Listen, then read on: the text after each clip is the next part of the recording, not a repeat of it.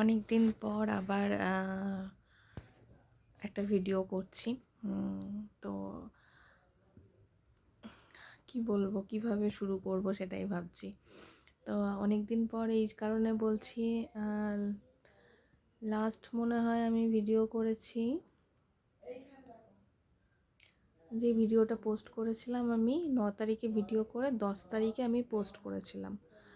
তো ভিডিওটা যখন আমি আপলোড করি তখন খবর এলো যে আমার মামা শ্বশুর মারা গেছেন।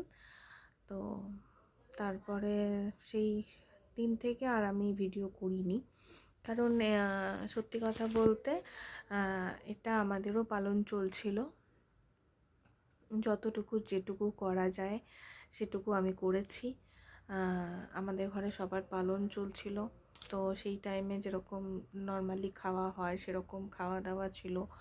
বাকি এমনি সব কিছুই আমরা করেছি, যেমন চুল টুল আঁচড়ানো এইসব কিছু বারণ ছিল না, শুধু খাওয়া দাওয়াটা নর্মাল খাওয়া দাওয়া হচ্ছিল। হলুদ ছাড়া, যেমন মশলা ছাড়া যেরকম হয় ওরকম। আর সত্যি কথা বলতে ওই টাইমগুলো আর ভিডিও করলাম না, কারণ কি সত্যি একটা দৃষ্টিকটু লাগে একটা ফ্যামিলিরই আমাদের ব্যাপার, তার জন্য। আর সবথেকে বড় কথা হচ্ছে যে আমি চেষ্টা করেছি যতটুকু মানার, সংসারের মঙ্গল সব কিছু ভেবে যে যতটুকু পারি করব। তো সেই সমস্ত কিছু ভেবে এই কটা দিন ভিডিও করা হয়নি, পালন হয়েছে। আমাদের আজকে আমাদের ছিল এখানে লোক খাওয়ানো, মানে মামার বাড়ির তরফ থেকে লোক খাওয়ানো ছিল। তো ওই আমরা দুপুর 3টে নাগাদ এলাম ওখান থেকে, তারপরে রিককে নিয়ে অ্যাবাকাসে গেলাম 6টার সময়, তারপরে এই ঘরে এসে এখন আমি ভিডিওটা বানাচ্ছি।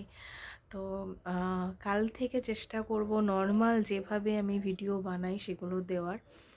আর বলতেই পারো যে তোমরা যে এমন কিছু না, ভিডিও তো বানানো যেত, কিন্তু আমার একটু খারাপ লাগলো, দৃষ্টিকটু লাগলো, তাই জন্য আমি কোনো ভিডিও করিনি এই কদিন। না কোনো শর্ট ভিডিও, না কোনো ব্লগ পোস্ট করেছি, না ফেসবুকে পোস্ট করেছি, কোনো জায়গায় কোনো কিছু পোস্ট করিনি আমি।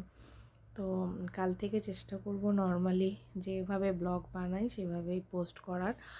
আর এখন হচ্ছে যে এই বাড়ির কর্তব্য আমার যতটুকু করার আমি করেছি।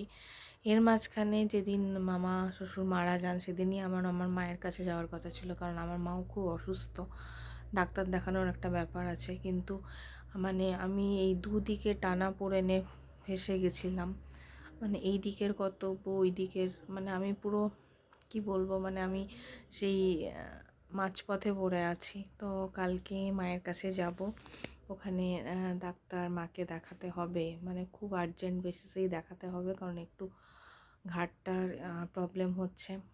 তো আর সত্যি কথা বলতে মা বাবাকে দেখবো না তো আর কাকে দেখবো। তো মানে আমার এই ফ্যামিলি ওই ফ্যামিলি করে করে আমি মানে পুরো লিটারালি পাজলড হয়ে যাচ্ছি, পারছি না। মানে যখন ভাবি ওখানে গিয়ে ওই জায়গার কাজগুলো সামলাবো, তখন এখানে প্রবলেম চলে আসে। আর আমার মা বাবাকে সত্যি আমার একদমই দেখা হয় না, একদমই দেখা হয় না।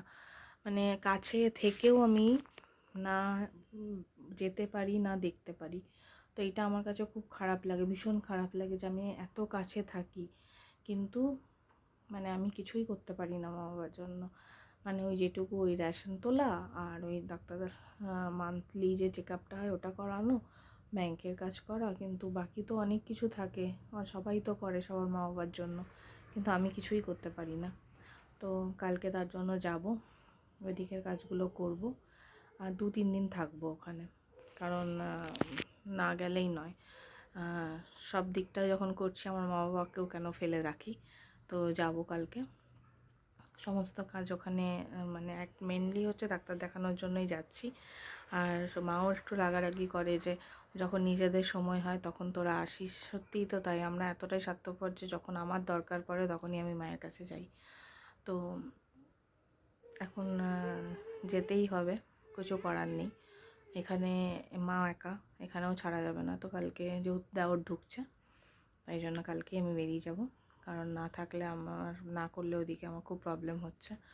বলতে পারো 2 দিদি আছে, দিদিরা দিদিদের মতো যথেষ্ট করে, কিন্তু সবারই একটা নিজের থেকে থাকে যে ও আসবে, ও করে দেবে। আমার বদ্দি করে দেয়, আমার দিদির ছেলে যায় করে, আমার মেজদি যখন যেটা পসিবল হয় মাকে পাঠায়, মানে কাজের জন্য হেল্প করে। তো সেই ক্ষেত্রে আমার কন্ট্রিবিউশনটাও তো দরকার। তো তাই কালকে যাব, এটাই বলার জন্য এলাম। তো কাল থেকে তোমরা নর্মালি চেষ্টা করবো ব্লগগুলো দেওয়ার, আর